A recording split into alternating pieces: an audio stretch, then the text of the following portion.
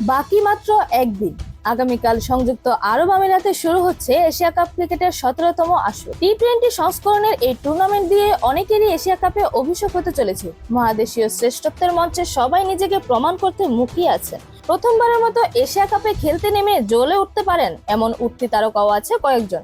বয়স 25 বছরের মধ্যে ও অভিষেক এশিয়া কাপে ব্যাটিং তাণ্ডব চালাতে পারেন এমন 5 ব্যাটসম্যানকে নিয়ে এই আয়োজন। হারারাতে 2022 সালে জিম্বাবুয়ের বিপক্ষে ম্যাচ দিয়ে আন্তর্জাতিক ক্রিকেটে অভিষেক পারভেজ হোসেনের। তবে ক্রিকেট বিশ্ব পারভেজকে চিনেছে এবছর মে মাসে শারজায় আরব আমিরাতের বিপক্ষে সেঞ্চুরির পর। সেই আমিরাতেই নিজের প্রথম এশিয়া কাপ খেলতে গেছেন 23 বছর বয়সী এই বাঁহাতি ব্যাটসম্যান।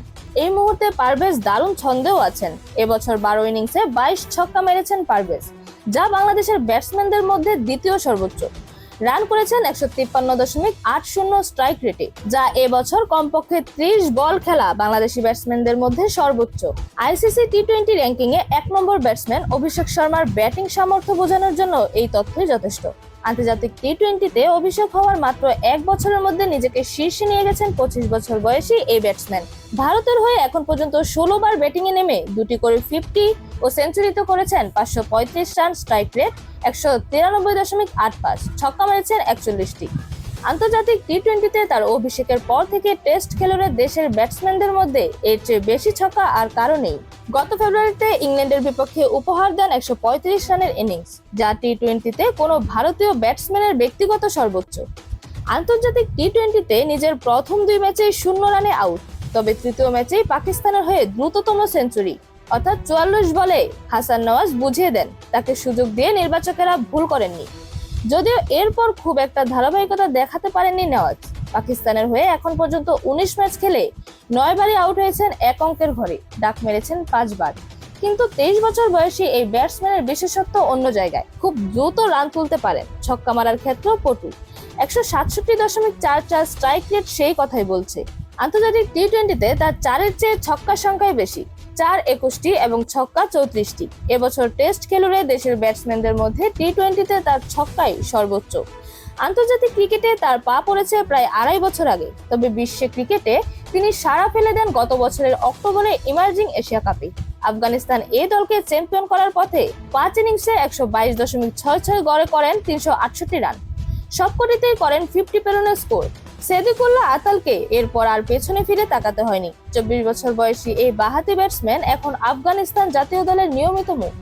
গত ফেব্রুয়ারিতে চ্যাম্পিয়ন্স ট্রফিতে অস্ট্রেলিয়ার বিপক্ষে উপহার দেন 85 রানের ইনিংস। শারজায় সদ্য সমাপ্ত ত্রিদেশীয় টি-20 সিরিজেও ছন্দটা ধরে রেখেছেন। 4 ম্যাচ খেলে 50 করেছেন 2টি। এবার বড়দের এশিয়া কাপে নিজেকে প্রমাণের পালা।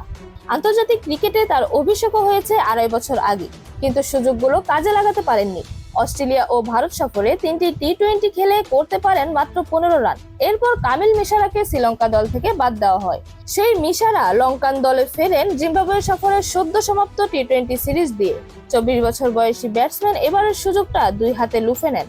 দ্বিতীয় টি-20তে শ্রীলঙ্কা মাত্র 80 রানে অল আউট হলেও মিশারা করেন দলের হয়ে সর্বোচ্চ 20 রান। আর শেষ ম্যাচে তার 43 বলে 73 রানের অপরাজিত ইনিংসের সুবাদে জিম্বাবুয়ের দেওয়া 192 রানের লক্ষ্য তাড়া করে সিরিজ জিতে নেয় শ্রীলঙ্কা। এই আত্মবিশ্বাসকে সঙ্গী করে এশিয়া কাপে খেলতে নামছেন মিশারা। এবারের এশিয়া কাপে অন্য 3 দল স্বাগতিক আরব আমিরাত, ওমান ও হংকং।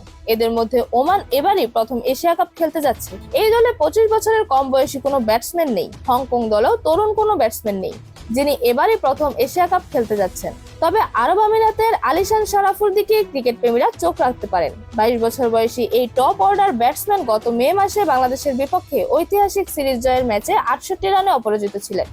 ঘরের মাঠে সদ্য সমাপ্ত ত্রিদেশীয় সিরিজেও পাকিস্তানের বিপক্ষে 68 রানের ইনিংস ছিল তার। এরকম আরো নতুন নতুন খেলার আপডেট পেতে অবশ্যই চ্যানেলটি সাবস্ক্রাইব করে রাখুন। ধন্যবাদ। Flavours news.